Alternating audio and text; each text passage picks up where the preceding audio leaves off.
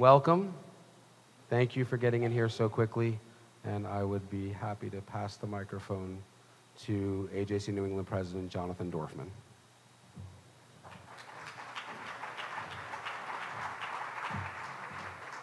Jonathan, your shushing made me think you shouldn't be a development director, you should be a librarian.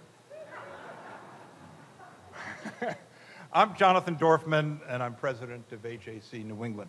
Welcome to the second AJC New England Coexistence Awards. Evenings like this don't just happen. To Mayor Walsh and Deval Patrick, our honorary co-chairs, to the AJC staff, to our evenings co-chairs, to the event task force and our 100-strong host committee, to the special supporters and corporate sponsors of tonight's program, a heartfelt thanks for all you did to bring us to this day. And a special word of thanks goes out to the consul generals and diplomats from over 15 nations, whose presence means so much, because the AJC's mission is to fight for democratic values and Jewish security, both here and in every part of the globe. To all our diplomatic partners, will you please stand up and accept our applause?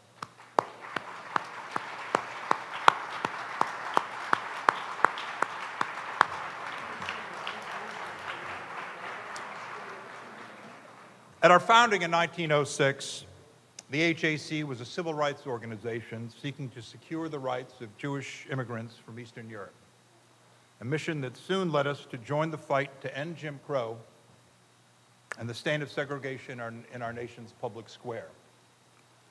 Today, the AJC's reach is global, with 32 bureaus around the world: Paris, Brussels, Delhi, Berlin, Warsaw, and Jerusalem. I could go on. And all across the United States, from Boston to Los Angeles, we have the architecture and relationships to stand up wherever democratic and Jewish values are under attack. And they are under attack.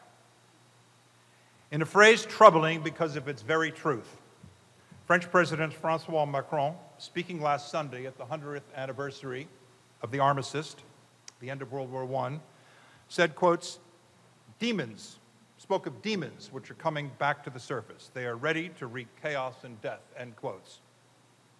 The demons of racism, of bare-knuckled bigotry, of ugly nationalism, of anti-Semitism, and the suspicion of the stranger. Could it be that historians of the future will look back at today, at our era today, and say that it marks a rupture as momentous as the turning points of the 20th century? 1914 in Sarajevo, 1929 on Wall Street, 1938 at Kristallnacht, whose 80th sad anniversary was last week, 1945 in Hiroshima, and 1989 with the fall of the Berlin Wall. Who can ignore the fist of authoritarian rule in Hungary, Russia, the Philippines, Thailand, and Turkey, and the rise of ultranationalist movements in France, Italy, Germany, Greece, and the UK?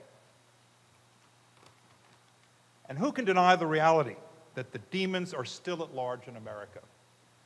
Just as in the 1930s, when isolationism led to self-destructive tariffs, we are now embarked on a trade war, a new trade war, and a retreat from the international institutions set up after World War II to preserve liberal values. Just as in the 1930s, when Americans turned their back on Jews fleeing Nazi Europe, so today immigrant children are plucked from their parents and sent to holding camps. In the America of 2018, Muslims face discrimination, and young African Americans fear baseless arrest and worse. Tonight, AJC New England celebrates a different tradition in America, the tradition of Frederick Douglass, of Susan B. Anthony and Emma Lazarus, of Louis Brandeis and Robert Gould Shaw, of Dorothy Day and Jane Addams, of Gettysburg and Selma, of Abraham Lincoln and Dr. Martin Luther King. It's the tradition of equality, of minority rights, of welcoming the stranger,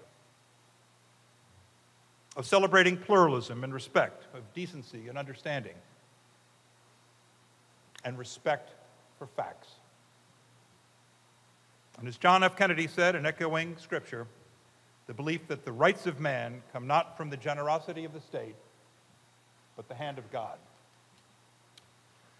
To set the tone of the night, Valerie Stevens, the celebrated singer and recipient of the 2016 Get Connected Boston Pioneers Award, accompanied by pianist Yukihiro Kanazaki, will sing the Jewish prayer, Hina Ma Tov, which in English means, behold how good and pleasant it is for brothers to dwell together.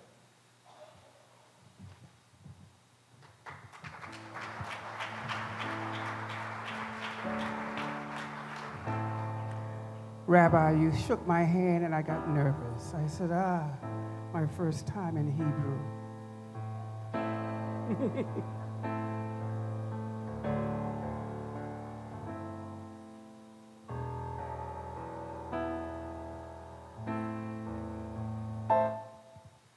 Hine matov umanahim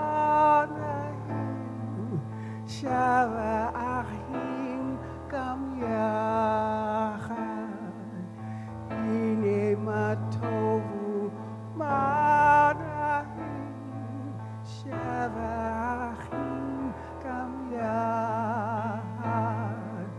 Hine matov shava achim gam yachad.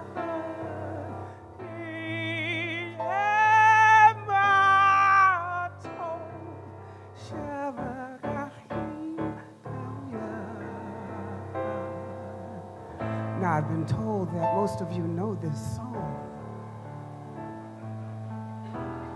And I'm not trying to put you feel uncomfortable, but would you sing this with me? I firmly believe that a community that sings together is a stronger community. So, those of you who know it, join me. Hine matovu nahim sheveachim gam yah. Hine matovu nahim sheveachim gam yah. Hine matov sheveachim gam yah. Hine matov sheveachim gam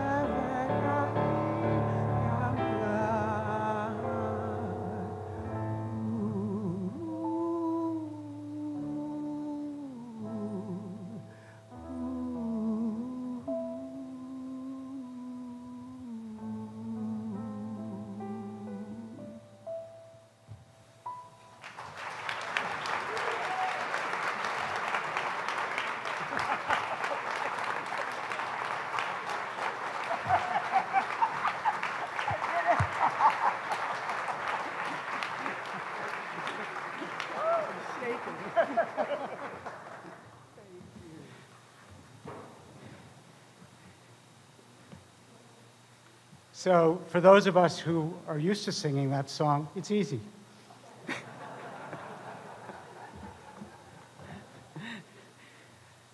Valerie? True demonstration of courage. Thank you.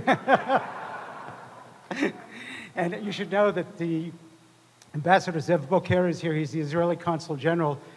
He's probably going to be sending you to Israel to give diction lessons. So good evening. My name is Rob Leikind. I'm director of AJC's New England office. It's so gratifying to be able to share this evening with all of you. I want to join John Dorfman in thanking all of you who've made this evening possible. And of course, Valerie, thank you for lifting us up.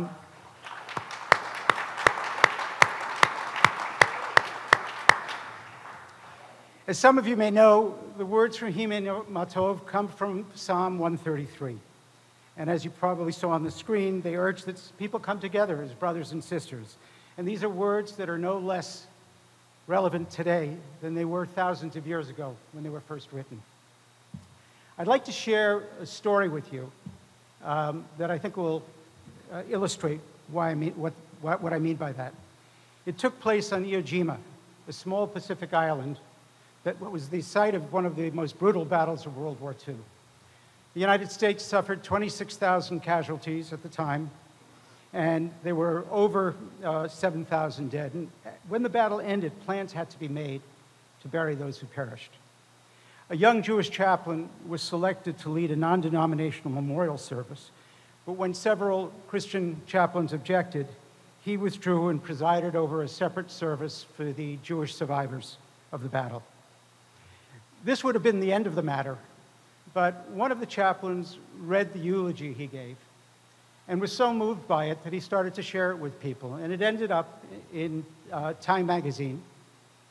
And after that, the United States Army said, we're going to share this with all the U.S. soldiers, servicemen around the world. What I'd like to do now is share an excerpt of this eulogy with you. Here lies officers and men, Negroes and whites, rich men and poor, together. Here are Protestants, Catholics, and Jews, together. Here no man prefers another because of his faith or despises him because of his color. Here, there are no quotas of how many from each group are admitted or allowed. Among these men, there's no discrimination, no prejudices, no hatred. Theirs is the highest and purest form of democracy. Whosoever of us lifts his hand in hate against his brother or who thinks himself superior to those who happen to be in the minority makes of this ceremony and the bloody sacrifice it commemorates an empty, hollow mockery. To this, then, as our solemn duty, sacred duty, do we, the living, now dedicate ourselves. To the right of Protestants, Catholics, and Jews, of white men and Negroes alike, to enjoy the democracy for which all of them here have paid the price. The chaplain who said these words was Rabbi Roland Gittleson, who went on to become the spiritual leader of Temple Israel at Boston. His statement was a 20th century plea to live in accord with the words of Psalm 133, and to honor our nation's commitment to ensure that all citizens are equal in the eyes of the law. You see, our nation has been challenged to assure the freedoms it's promised. George Washington assured the Jews of Newport, Rhode Island, that they no longer had to fear persecution because of their faith. But today, there are often armed guards in front of my synagogue. President Grant assured freed slaves that the right to vote would be protected, but 150 years later, that right is still under attack. In fact, the only thing that our democracy assures is the right of its citizens to fight for their freedom when it's at risk. AJC was founded to do just that 112 years ago when discrimination was unrestrained and bigotry common. Sadly, many of these challenges remain. A little more than 3 weeks ago, a man walked into a synagogue and killed 11 people at prayer. The event was shocking, but not altogether surprising. For several years, we've been witnessing a steep rise in anti-Semitic incidents typified by white supremacists marching in Charlottesville, and the mainstreaming of conspiracy theories that involve Jews who exercise dark powers to undermine the white race, oppress vulnerable minorities, and manipulate the United States government. Our concerns have been amplified by hostile efforts to demonize Israel, home to nearly half of the world's Jews. Israel has become the Jew among the nations, subject to more condemnations at the United Nations than all other nations put together, endlessly investigated by NGOs searching for signs of moral failure, and subject to campus movements that apply to Israel a standard that is applied to no other country in the world. We're witnessing today the steady legitimization of ideas that justify and encourage anti-Jewish hate. We've seen this before, and we know that left unopposed, these ideas can turn into a cancer. But this is not just a Jewish problem. 2 days before the attack in Pittsburgh, a man tried to attack an African-American church in Louisville, Kentucky. When he couldn't gain entry, he found 2 people of color and killed them. There have been other attacks against African American congregations, a Sikh temple, and Muslim mosques. We should not mistake these for random acts of hate. There's a struggle in this country. Some celebrate the power, strength, and dominance of their faith, their ethnicity, their racial identity. Others believe that what sets this nation apart is our capacity to embrace people of diverse backgrounds. The struggle is between those who want to weaponize our differences and those who believe the commitment to coexistence is central to what it means to be an American. And this brings me to why we're here tonight. History is tapping at our shoulder. There are those from the right and from the left who are advancing ideas that will drive us apart. In response, we need to join hands and say, no, that is not our America. This is exactly what happened 2 weeks ago when hundreds of thousands of people from around the country of all backgrounds poured into synagogues to show solidarity in the face of the Pittsburgh massacre. And we can do more, and we can do better. This is why AJC established the annual Coexistence Award. We want to elevate the work of those leaders who inspire us to work together to fulfill our nation's promise. This year, we're blessed to have an honoree who is a great American, a great leader, a great advocate for justice, the champion of coexistence, Colette Phillips.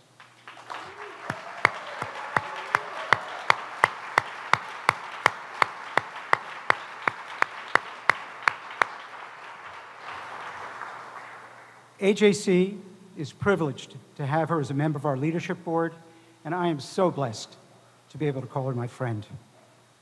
So, with the words of Psalm 133 ringing in our ears, let's honor Colette by working together like never before to fulfill our nation's promise. Thank you.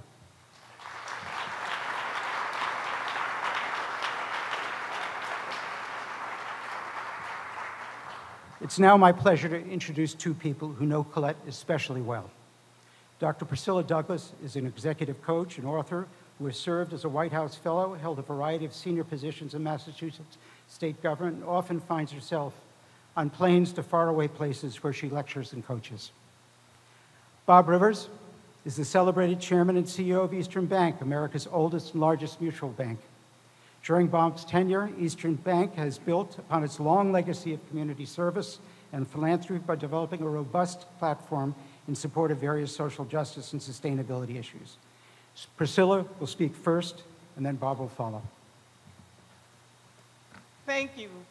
I am so honored to be here tonight to celebrate my friend, and clearly, she's all of our friend, Colette Phillips.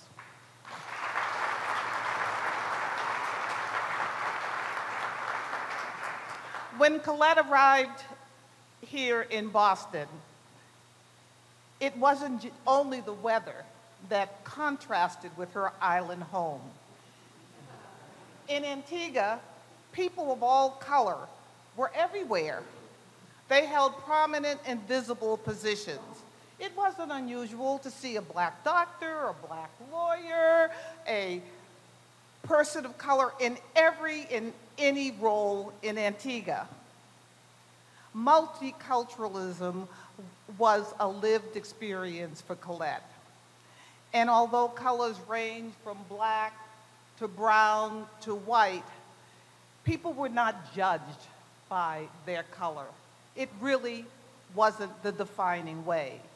So if you can imagine Colette at Emerson, in the Back Bay, in the home of the Brahmins, where, what did you see? People often didn't see her first, they saw her color. And if you know Colette, you know, she has this little chuckle. If you've seen her chuckle, her shoulders kind of come up a little bit, and she just kind of chuckles. So I can imagine her when she was at Emerson thinking about, wow, look at what these people are missing. Imagine a place where people worked together, supported each other, were generous and kind. Imagine that Antiguan spirit here in Boston. Imagine that. Imagine all the people sharing all the world.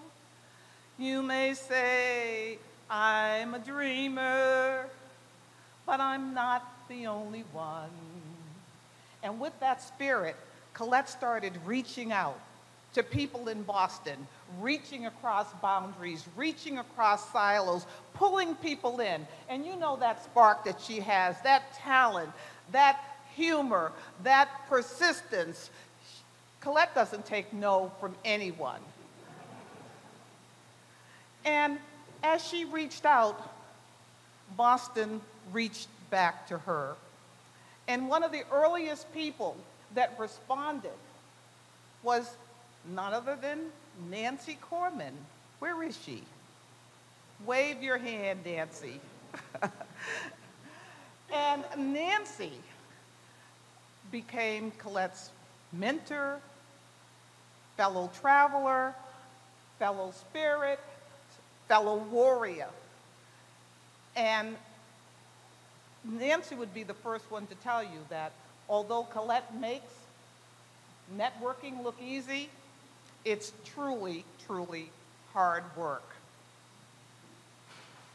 But Colette being Colette always is a person who's striving, always dreaming about a better future for her colleagues, for her clients, and for her community, Boston. So as you can imagine, Colette naturally did what Colette did. Now, this is about the time that I met Colette. She was at Emerson, and I mean, let me tell you, you know how she comes into a room and she's a force of nature? Well, that's the way she came into Boston. And let me tell you, there was such a buzz because Colette came to Boston already successful. She was a TV personality, she was tied in with the Prime Minister, and everybody was saying, yeah, you go, girl. We need to be associated with you. And Colette was able to move around Boston not only as a woman and a person of color, but someone who still moves around in a way that few others are willing and able and capable of doing. So let me tell you who Colette is to me. I wrote down a few things about who Colette is. And she's the person, she breaks down silos. She creates alliances. She is a walking and talking LinkedIn. And she is really, really, really smart and creative. Who else could have filled the convention center with 12 businessmen, 12 white businessmen, and she acknowledged them as white men who can jump. Only Colette could do that. I mean, think about the title. Who would have the nerve to do that? Only Colette Phillips. She has that uncanny ability to turn ideas into reality, and in the process, she expands our perspectives, and of course, she gets us connected. So what would you call somebody like that? She's a real mensch.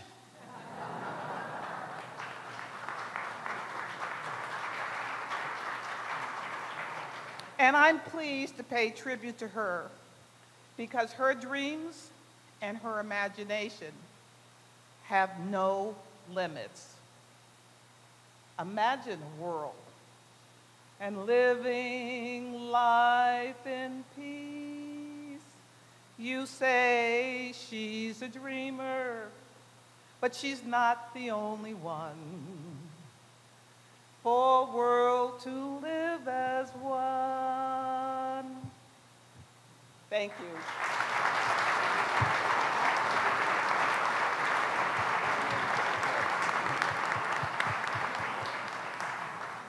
Well, good evening, everyone. I am truly honored to be here with all of you to celebrate and recognize my dear friend, Colette Phillips. Colette and I first met about 10 years ago. I had just returned to the Boston area after about a 2-decade-long hiatus and was beginning to explore the region with the goal of improving Eastern's commitment to and demonstration of diversity and inclusion. I basically cold called her, saying something like, "You don't know me, but I've heard a lot about you, and I'd like to take you to lunch."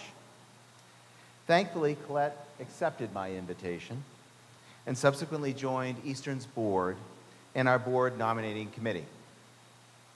Since that time, Colette has been a significant driver in reshaping our board, which was previously comprised of over 90% white men, to one that is today over 50% comprised of women, people of color, and/or members of the LGBTQ community.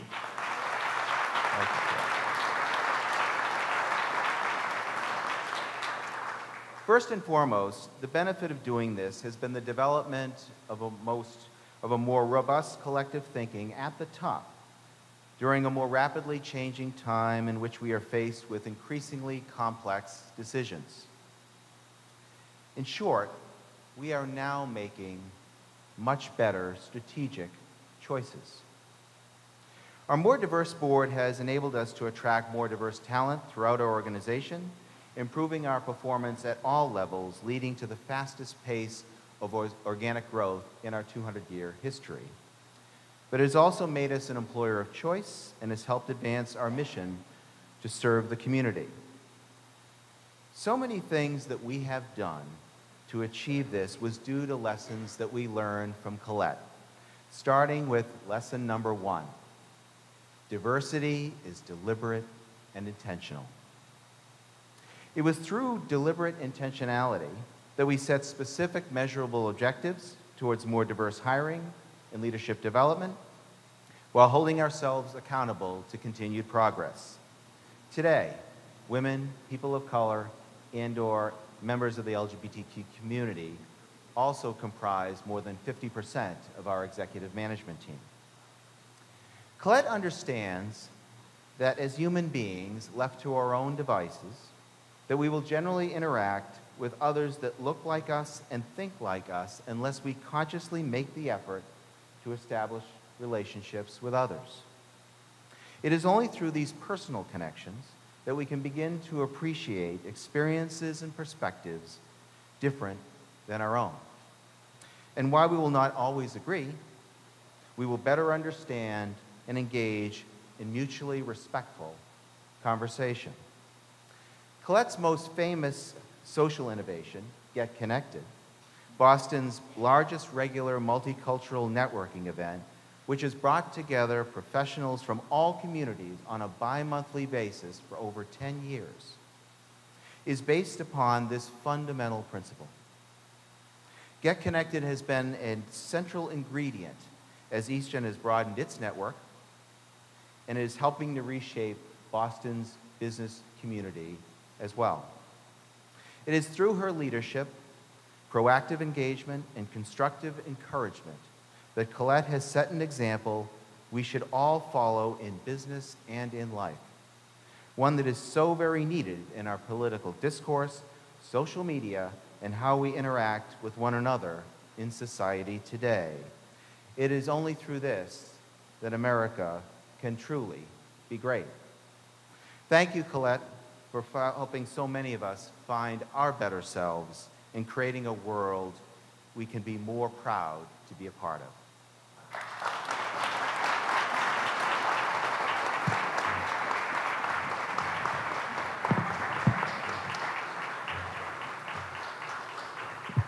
Good evening, everybody. My name is Bruce Single. I'm a member of the AJC Leadership Board, and I am a white man who cannot jump.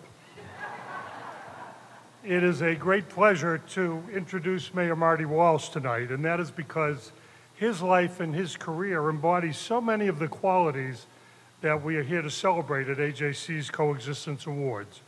We're here tonight to celebrate diversity, and as head of the Building and Construction Trades Council, Mayor Walsh created a program called Building Pathways that has been a model for increasing diversity in the workplace and creating career opportunities for women, and people of color.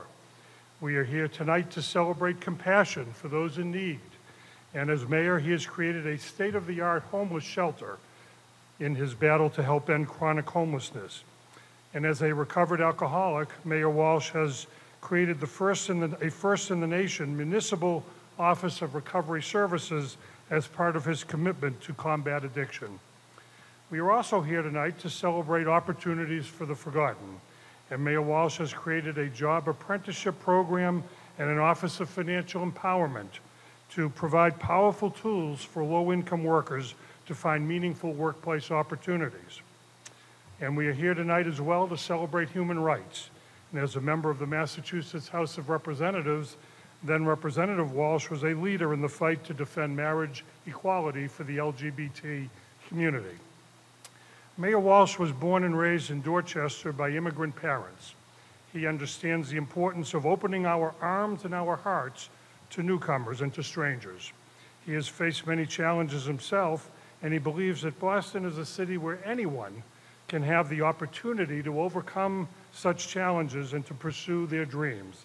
And that is why we're here tonight and why we're especially happy to have you with us, Mayor. But most of all, at this Coexistence Award, we're here to celebrate Colette. And I have to tell you, Mayor, that for purposes of tonight's event, your most important qualification is that you're Colette's good buddy. And so, ladies and gentlemen, it is my pleasure to present His Honor, the Mayor of the great city of Boston, the Honorable Marty Walsh.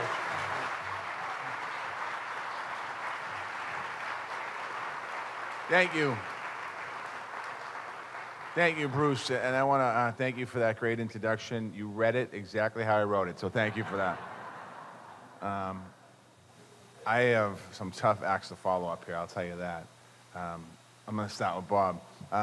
Bob, thank you for all you do, and that was incredible. And Bob got the recognition, White Man Can Jump, as I did. And the only reason why we got that recognition, didn't Bob Rivers get one too? And Rob got one too. I'm going to come back to Rob in a second.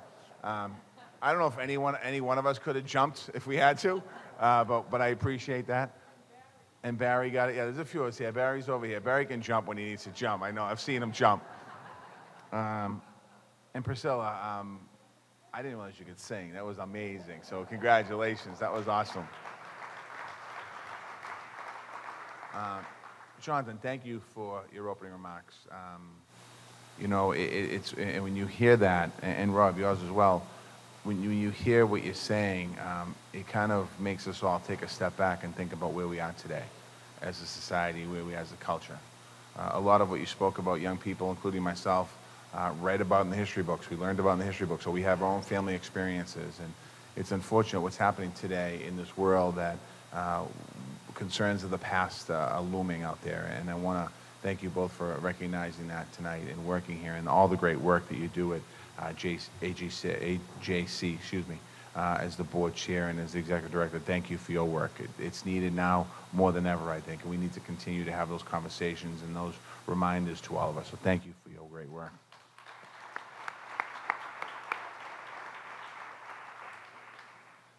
It's my honor to present the first ever Coexistence Award to Colette Phillips.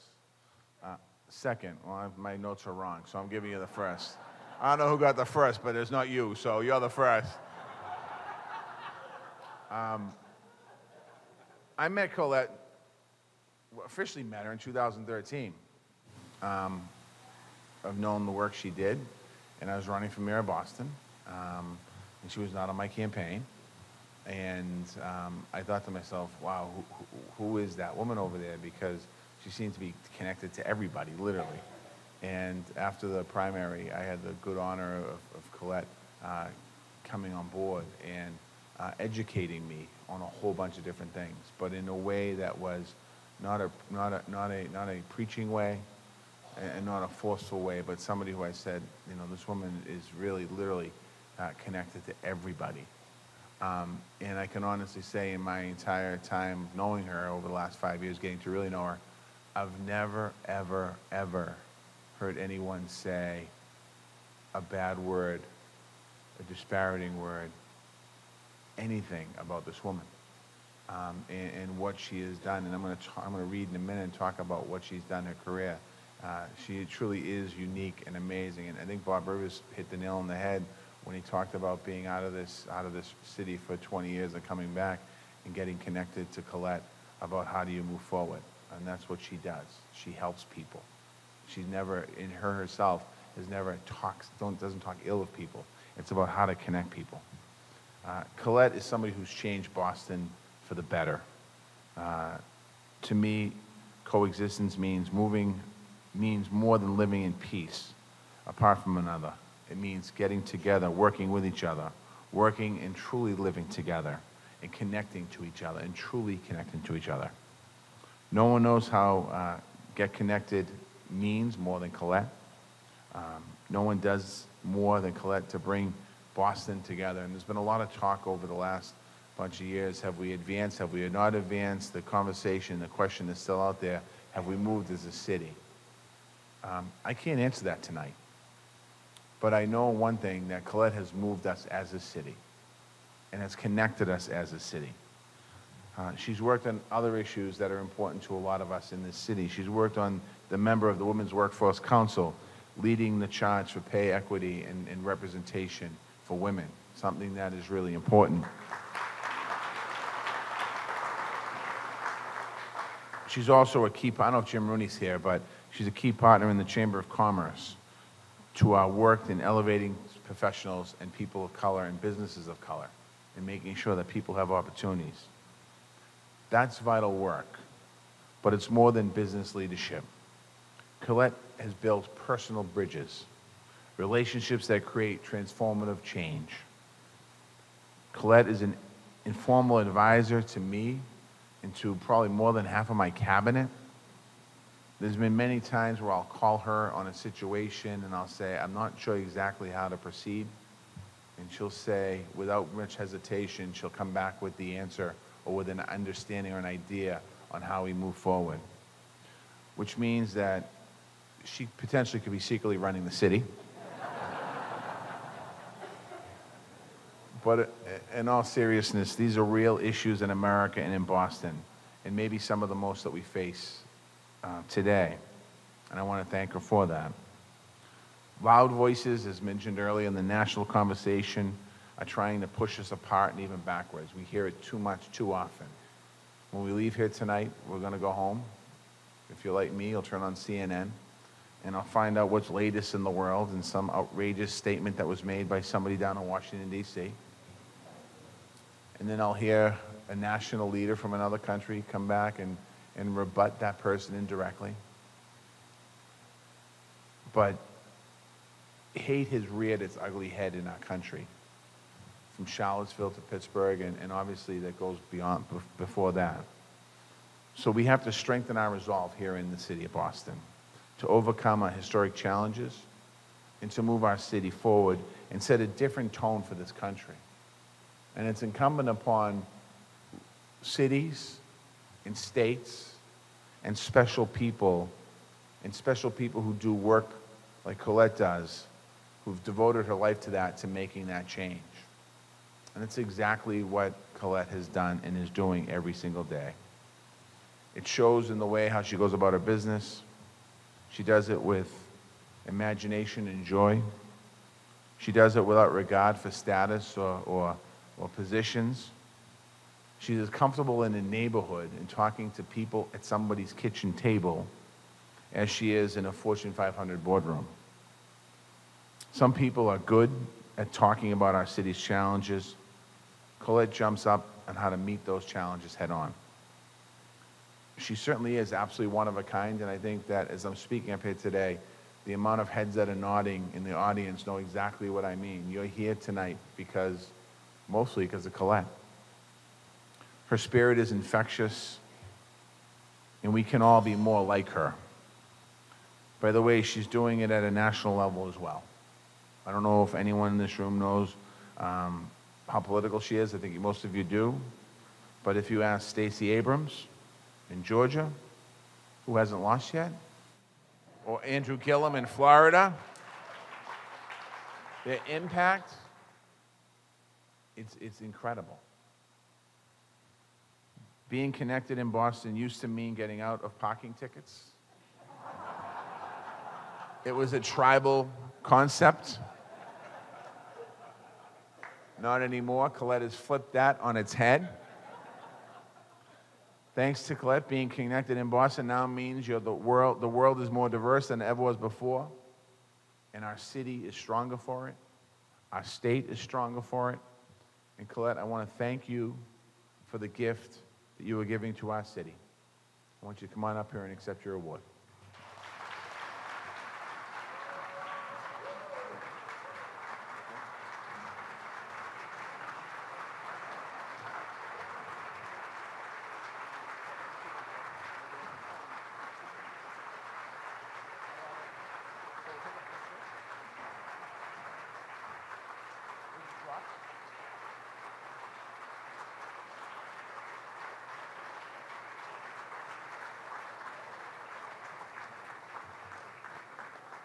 Now, I was expecting this beautiful glass piece to give to Colette, and when I went over there, I see this framed piece of paper that said, Colette Phillips 2018 Coexistence Award in recognition of your passionate leadership. The real award got broken today, so it will be sent to your house.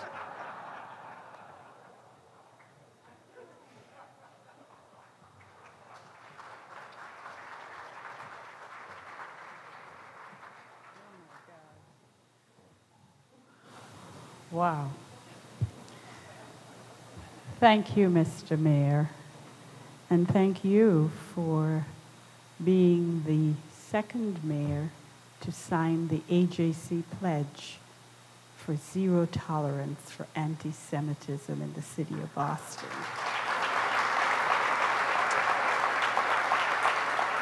And as an immigrant, I want to thank you for making Boston a sanctuary city and opening it up to immigrants.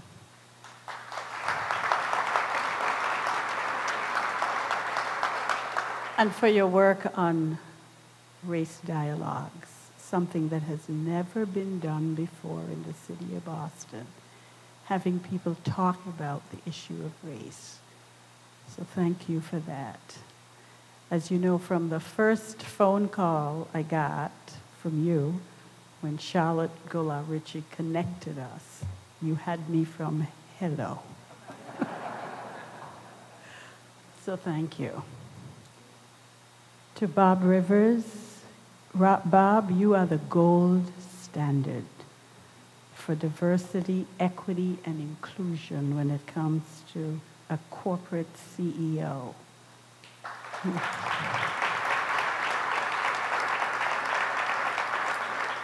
You're a champion and an advocate for immigrant rights, for women, equality, for diversity, equity, and inclusion.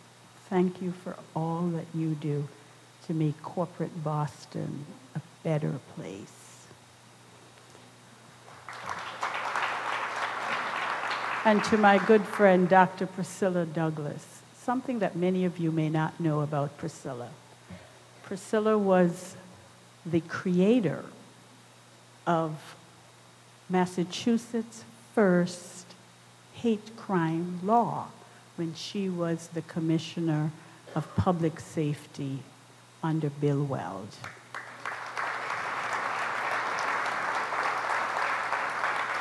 And she has continued to be a great champion for inclusion and diversity. I want to thank the board of directors of AJC and my friends and cohorts on that board, ably led by John Dorfman, and to the staff who are on the front lines every day, led by Rob Lycan, who gets so many phone calls from all of us, and you know what that's like. So thank you, Rob, for the work that you do to advance the well-being of the Jewish people, of Israel, of intercultural relationships, and for democratic values and principles. And to you, Bruce, the chair of the Coexistence Award and Committee, which I was a member of, and I missed a meeting, and the next thing I know, I'm the honoree. No good deed goes unpunished. How did that happen? But thank you. And to all the members of the host committee and the co-chairs in particular, thank you for lending your name and for being here. There is a phrase and a quote from Maya Angelou that says, "I come as one, but I stand as 10,000. As I look around this room, I know that everybody here is committed to coexistence. You're not here by coincidence or happenstance, and you're not just here because you're honoring me. You are here because you truly believe in the mission of AJC and what it stands for." I have been giving a lot of thought to what does coexistence really mean. And there's an African term from South Africa, a Zulu term that is called Ubuntu. And the word Ubuntu in English means humanity.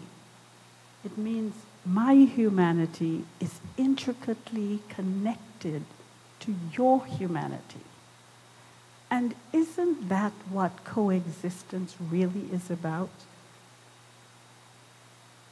There's a Native American phrase that says, "Don't judge me until you have walked a mile in my moccasins." So when you have stepped into the shoes of another person and you're able to meet them from where they are, that is when true coexistence begins.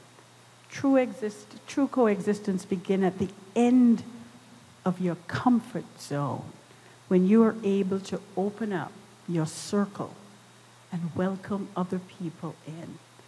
When your pain becomes my pain and my pain becomes your pain, that is coexistence. The Asian coin for adversity and opportunity is the same image, only going in opposite direction.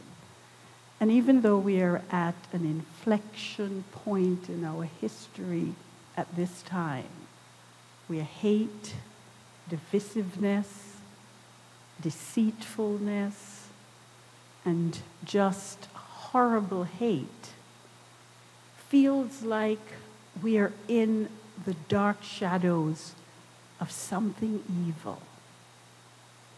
And we are despair and feeling fear and sometimes anger. We must remember the flip side of that coin is about hope and possibility and opportunity.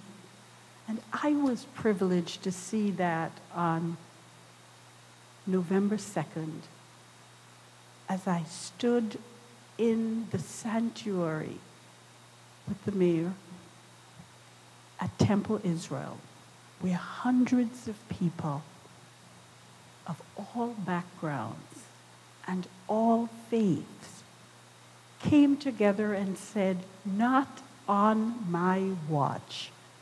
We are bigger than anti-Semitism. We are bigger than hate.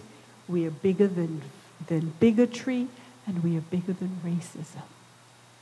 And I felt buoyed by that, because all across the world and the country, 70 countries responded to AJC's call to show up for Shabbat. And that is what we need to hold on to. When we think that things can't get any worse, let us remember that moment in time. In January, the Boston Globe did a series here, the Spotlight series on race in Boston. To my black friends and myself, we said, this is our lived experience.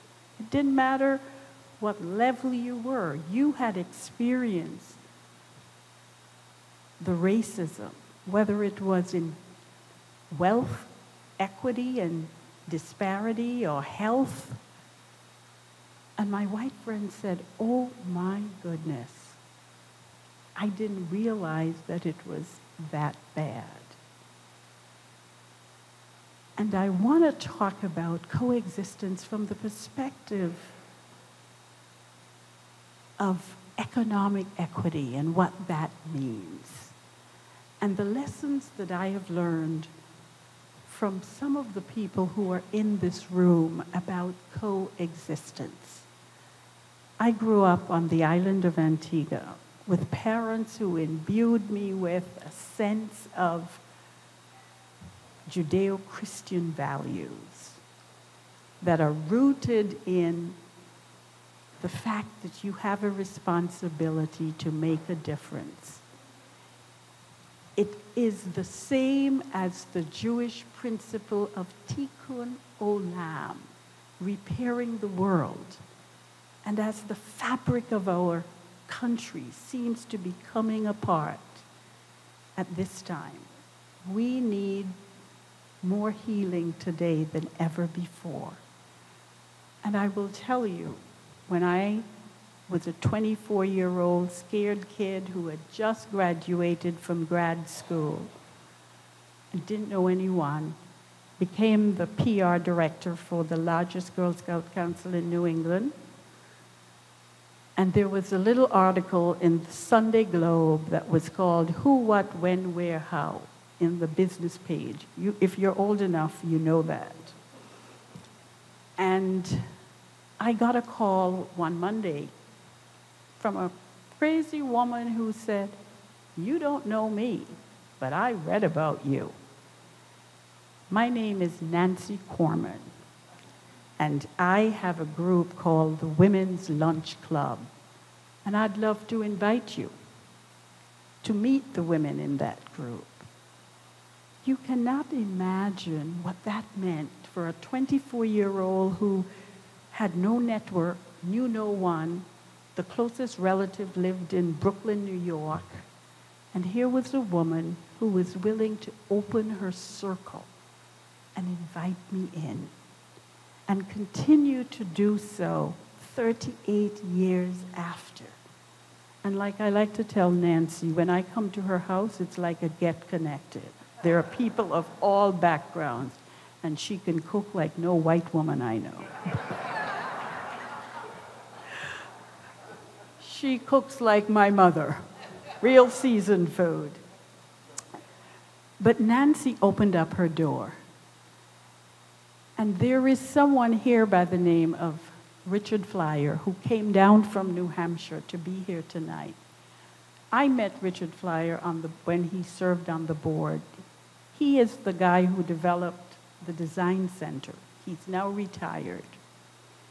And he said to me, I love what you do at the Girl Scouts. If you ever decide to start a business, call me.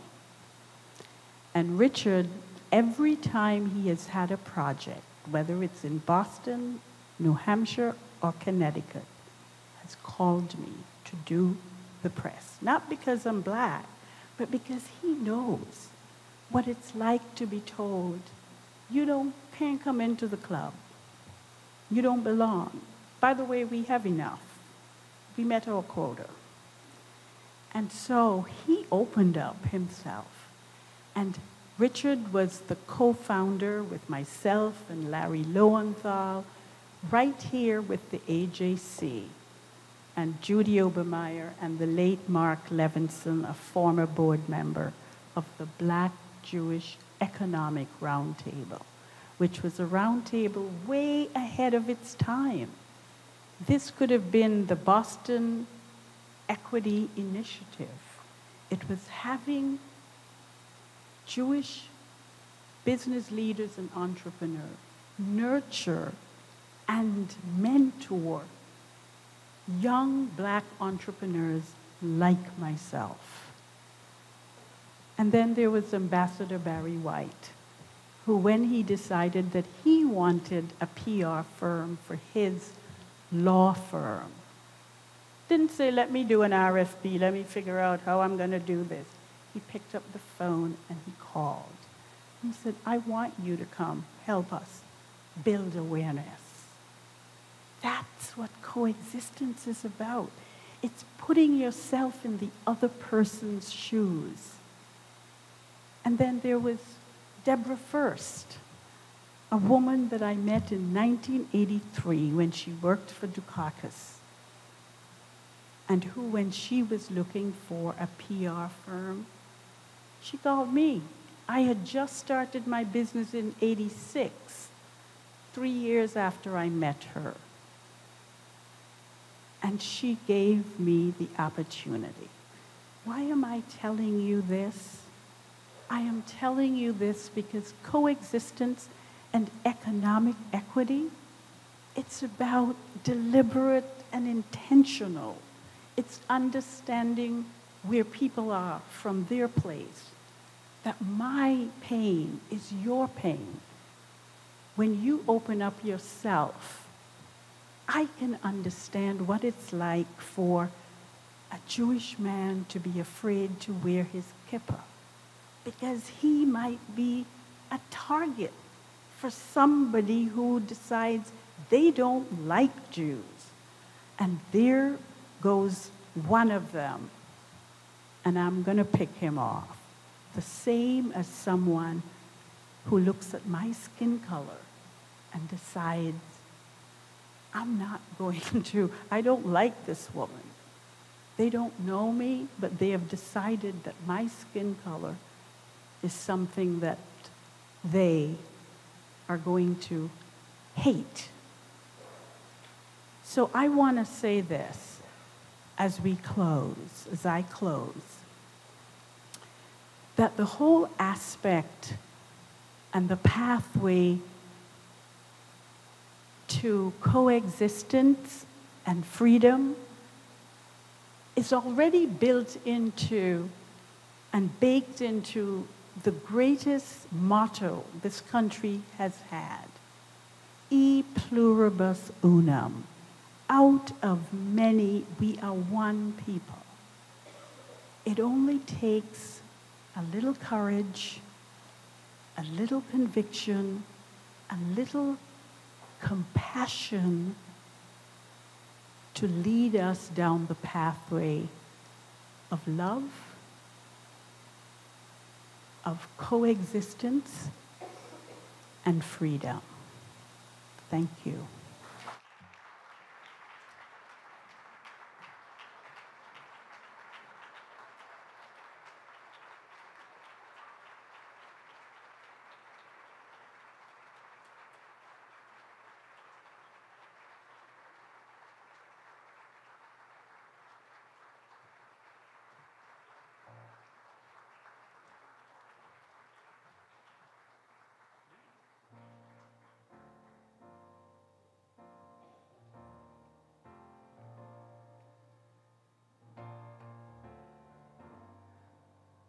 Colette. Colette. Absolutely wonderful.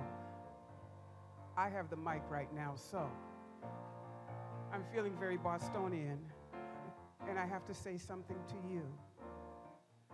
2 years ago, when you contacted me and gave me the award from Get Connected as a pioneer in Boston, I called you and said, please tell me who nominated me.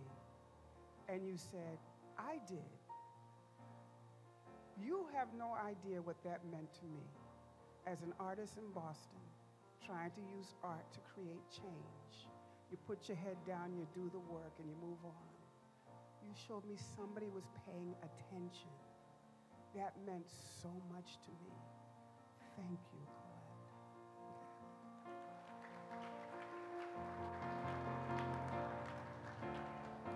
So, as we're finishing this up, if you feel like you want to clap, I can't tell you to get up and dance because Diane will yell at me. I wish I knew how it would feel to be free. I wish I could break all the... Here we go. Here we go. Yeah. I wish I knew how it would feel to be free. I wish I could break all the chains holding me. I wish I could say all that I need to say. Say it loud, say it clear, for the whole wide world to hear. I wish I could share all the love in my heart. Remove all the bars that tears us apart. I wish you could see me as I mean to be. See it loud, see it clear, that everyone should be free. Y'all still with me? I know, a Bostonian with a microphone. I wish I could be like a bird in the sky. How sweet it would be if I found I could fly. I'd soar in the sky and look down at the sea. 'Cause I know, yes I know, how it feels to be free. I know, yes I know, how it feels to be free.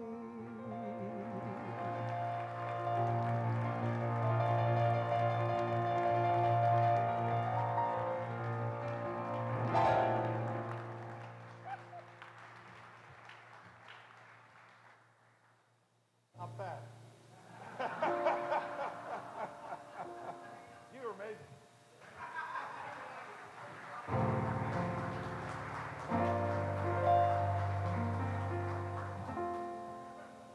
Thank you so much for coming. This was a great evening. Thank you, Colette. Thank you, AJC. Thank you, everybody here. Wonderful evening. 2 items on the calendar that are coming up. First, our Diplomat Seder on March 31. Next year, it's our signature event, Making the Exodus Story, a story of freedom, of deliverance, of redemption. It's a message to everybody. Second, the AJC Global Forum, next June 2nd to 4th. It's a conference in defense of democratic values and Jewish security with leading thinkers and policymakers from Washington and around the world. If you liked what you heard tonight, if you think the work of AJC New England needs to go on, if you want to lend a hand, call us, talk to us, work with us. Coexistence isn't just a catchword, it's a call to action, and we want to be your partner in this sacred cause. I turn now to Bill Hamilton, Rabbi Bill Hamilton, the distinguished spiritual leader of Congregation Colette Israel, for the closing prayer. Bill Hamilton.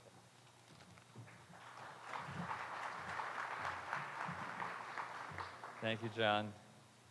I just have to say before I offer a story and a prayer, how moved I have been by tonight's honoring of Colette Phillips. Colette, you stirred us, you lifted us, just as you did at Colette Israel when you preached a wonderful sermon last year that people are still talking about.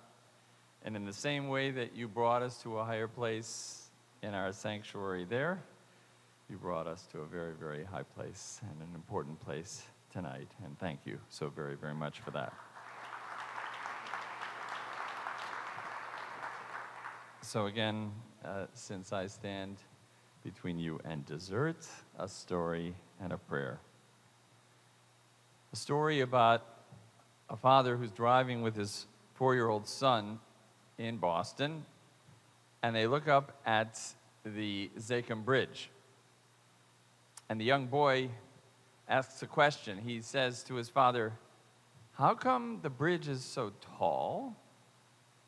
Isn't the job of the bridge to go side by side, to take people across from one place to another? So why does it have to be so tall?" The father thought about trying to mumble something about engineering and the way in which the bridge uniquely is designed. But then it came to him something very profound. He said, in order to go really wide, you have to stand really tall. If you don't stand tall, you can't go very wide. And Colette Phillips, you reach as wide as you reach because you stand so very tall.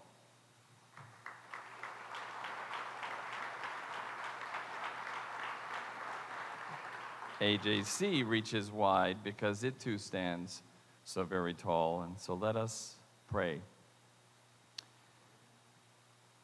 Dear God, we ask you to continue to bless the good works of the AJC, our leaders, the leadership of AJC, our mayor, our Commonwealth's treasurer who's here this evening, all the other dignitaries, leaders, friends in this gathering.